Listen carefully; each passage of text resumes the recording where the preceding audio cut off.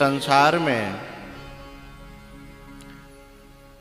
जो कोई व्यक्ति बचपन से भजन करेगा कल्याण कर लेगा। इस आशा में रहते हैं ना कि बुढ़ापे में कर लेंगे, क्योंकि बुढ़ापे में भजन होता नहीं है यदि बचपन से अभ्यास नहीं किया है तो। प्रहलाद जी अपने सखाओं से कहते हैं, सभी को बिठा करके क्लास फेलो जो थे उनके, कि कौमार आचरेत प्राज्ञो धर्मान् भागवतान् दुर्लभं मानुषं जन्म तदप्यध्रुवमर्थदम्।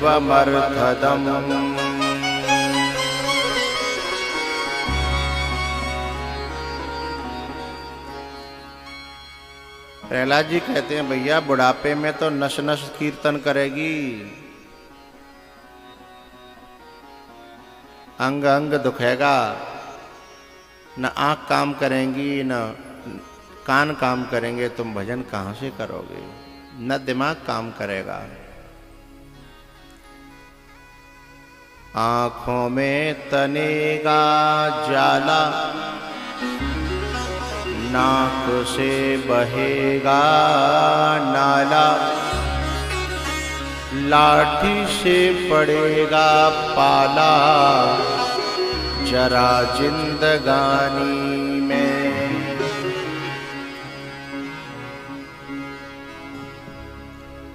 खड़े खड़े वस्त्रों में करोगे मलमूत्र त्याग, पड़े पड़े थूकते रहोगे थूकदानी में।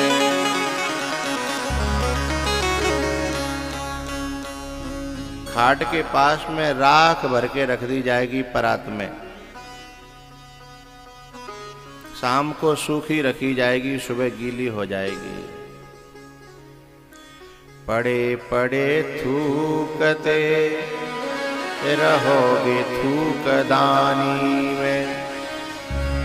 भक्ति क्या करोगे जब शक्ति ना रहेगी तन में, बोल ना रहे वो तेरी बंद बानी में। अतः योग योग करो, भोगन सोम योग करो, भक्ति जो करो तो भैया करो रे जवानी में।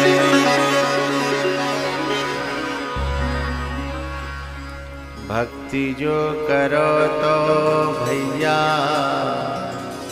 करो रे जवानी में।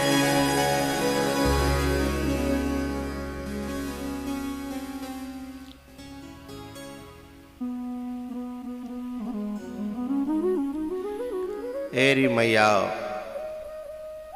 तुम जब सब्जी खरीदने ठेला पे जाती हो सब्जी मंडी में, तो छांट छांट के ताजा ताजा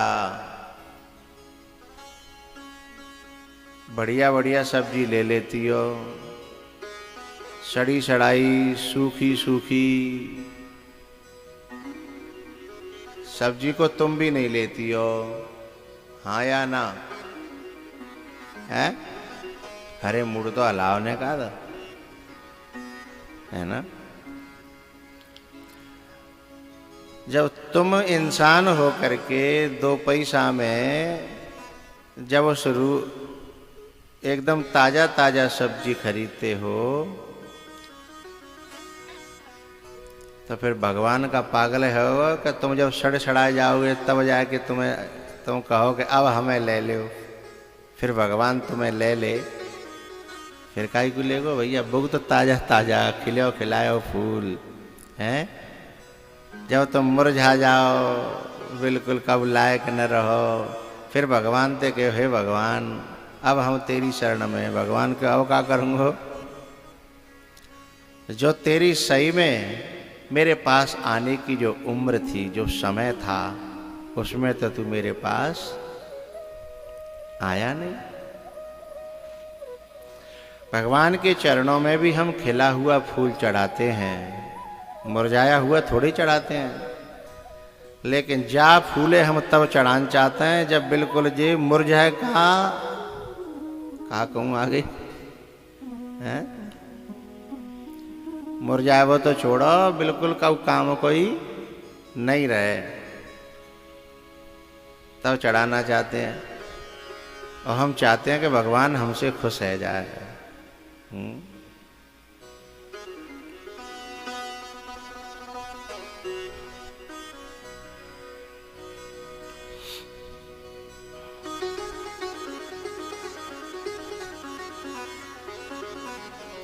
प्रहलाद जी ने अपने बच्चों को सबको समझाया, पढ़ाया। एक दिन उनका बाप आया, उसको भी नवदा भक्ति का उपदेश कर दिया। श्रवणम कीर्तनम विष्णोः स्मरणम पाद सेवनम अर्चनम वंदनम दास्यम सख्यमात्म निवेदनम। उनको भी सिखा दिया। बोले अरे ये कहा पढ़ा रहे हो भाई, हमें कोई अपना बेटा बाबा जी थोड़ी बनाना है। अरे कहा अच्छी कमावे धमावे की बात सिखाओ, कुछ कमावे धमावे की बात बताओ। गुरुओं ने कहा कि ये तो श्लोक हमने आज तक खुद ने नहीं पढ़ा, हम जाकर पढ़ाएंगे, ये तो हम खुद नहीं जानते। आखिरकार प्रहलाद की अपनी एक अलग ही विद्या है।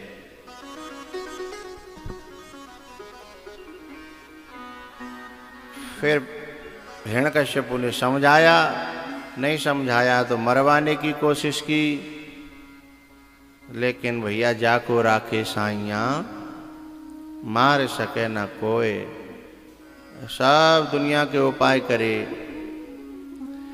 आखिर में हिरण्यकश्यप ने स्वयं ने कहा कि भाई तो मोते दुश्मनी ठानवे को जो मन बनो है, कौन के बल पे? प्रहलाद जी ने कहा जाको बल तुम्हारे अंदर है, भाई को बल मोय है, लेकिन तुम समझ नहीं पा रहे हो। बोले अच्छा तू मुझे समझ आवे को नहीं तो सो। बोले कहाँ है वो जिसका तुझे बल है? बोले हर जगह है वो।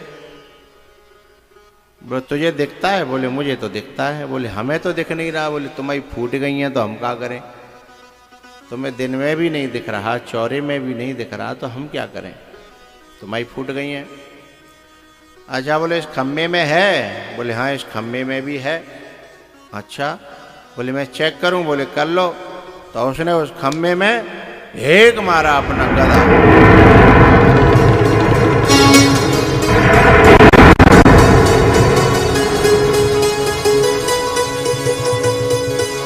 और उसमें से भगवान का प्राकट्य हुआ नरसिंह के रूप में।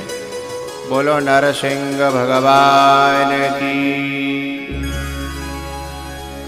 और युद्ध करने लगे भगवान हिरण्यकश्यपु से। देवता बोले कि जा जल्दी मार धारे के अलग करो। बोले ना भाई जाने वरदान मांगो है, जाने मांगो न दिन में मरूं और न रात में मरूं, तो मोए तो उस समय तो लानो पड़ेगो।